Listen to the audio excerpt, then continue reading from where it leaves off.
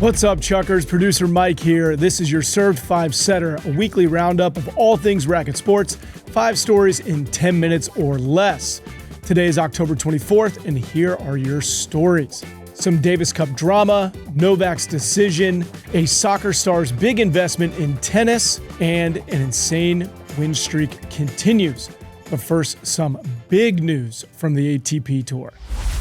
For the first time in 35 years, the ATP Tour is adding a Masters 1000 event. In an announcement on Thursday, the ATP and a branch of the Saudis' Public Investment Fund revealed the launch of a 10th Masters. ATP Chairman Andrea Gaudenzi had this quote in a press release: "This is a proud moment for us and the result of a journey that has been years in the making. Saudi Arabia has shown a genuine commitment to tennis, not just at the professional level, but also in growing the game more broadly at all levels. PIF's ambition for the sport is clear, and we believe fans and players alike will be amazed by what's coming." While the official statement says the event could debut as early as 2028, Gaudenzi didn't confirm a specific year or exact spot on the calendar. According to the Associated Press, the chairman told reporters that he'd like for the 56-player week-long tournament to occur in February after the Australian Open. This move continues Saudi Arabia's deepening involvement in pro tennis. Andy, John, and I talked about this topic at great length in a breaking news quick served, and this is what Andy had to say.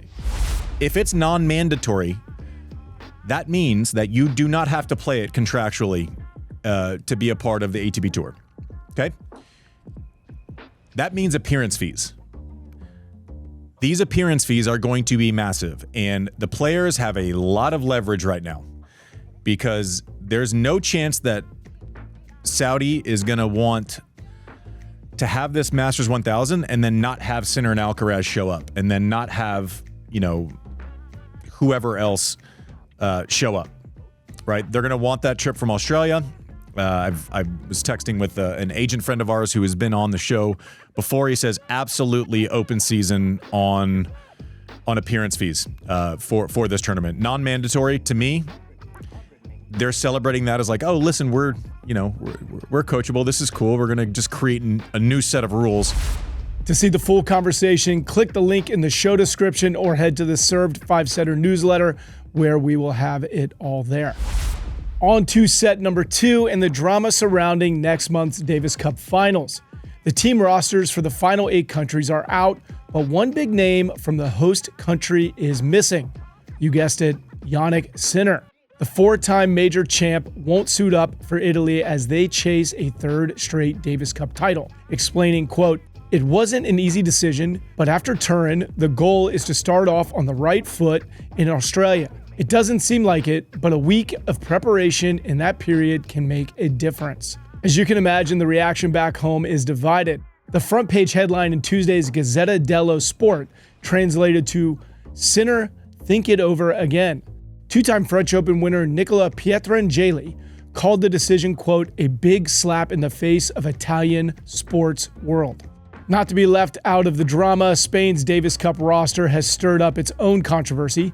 World number 1 Carlos Alcaraz will be leading the team, but Spain's number 2 Alejandro Davidovich Fokina was left off the squad. The team will instead feature Jamu Munar, Pedro Martinez, and Marcel Granollers, who are all ranked lower than Davidovich Fokina. The world number 18 wasn't shy in sharing his disappointment, telling a news outlet, quote, "I think I deserve to be among the 4 best players in my country. With all due respect to my teammates, who, as I said, are also great players, now my goal is to focus on the rest of the season and prepare myself to reach the highest level next year." The quarterfinal round begins in Bologna, Italy on November 18th.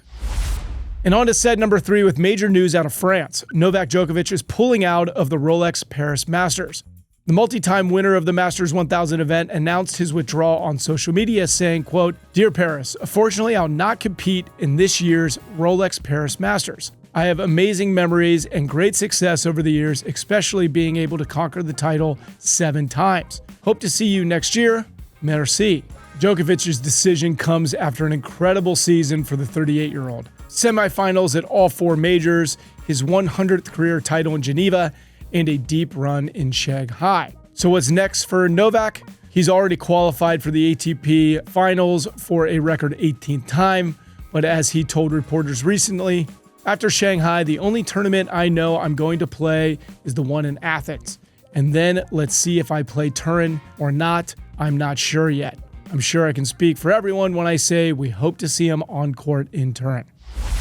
All right, and on to set number 4, where we are seeing a crossover between tennis and soccer. Brazilian football legend Ronaldo is turning his attention from the pitch to the court.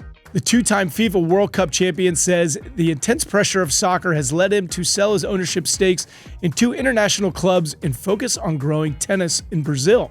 The sudden interest comes down to one name, João Fonseca. Ronaldo told the Brazilian news outlet UOL, quote, "Let's capitalize on João Fonseca's hype. He's given Brazilians hope in tennis. We grew up watching Gustavo Kuerten win everything, and it's a sport that's always been elitist. So we want to popularize it and bring it to communities and make it a more democratic sport." The 19-year-old Fonseca broke into the top 50 for the first time this year and appeared in the main draw at all 4 slams, giving the passionate Brazilian fans something to cheer about now and for the future. Ronaldo wants to capitalize on that support and invest heavily in Racket Sports over the next few years. The first plan, building 100 tennis courts and 100 paddle courts in Brazil by the end of 2026. This is just one phase of what appears to be a multi-year commitment by Ronaldo to Racket Sports. Now let's close out this week with something a little different. Pickleball news.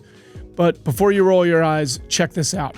18-year-old pro pickleballer Anna Leigh Waters hasn't lost a pro singles match in over 500 days.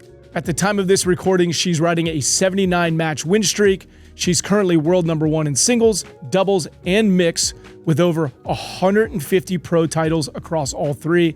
Yes, she's only 18. Seriously, what an insane run. Major props to the teenage phenom, Anna Leigh Waters. A little fact for you, a Hall of Famer once racked up a similar win streak in pro tennis, winning 74 consecutive matches, but managed to do it in nearly half the time, just 289 days. Wondering who? Well, that brings us to our tie-break trivia question. And this week's question is, who holds the record for the longest professional singles match win streak in tennis history? Want the answer without the hassle of searching? Well, guess what? We did it for you. Just sign up for our 5-setter newsletter, link in the show description, and we will share the answer to the tie-break trivia, as well as the rest of the top stories from the week that did not make the cut. Plus, you can find the weekend draw, where we tell you what to watch, where, and when. Be sure to hit subscribe on YouTube and follow us on your favorite podcast platform to stay up on all things served. We will see you chuckers on Tuesday. Later.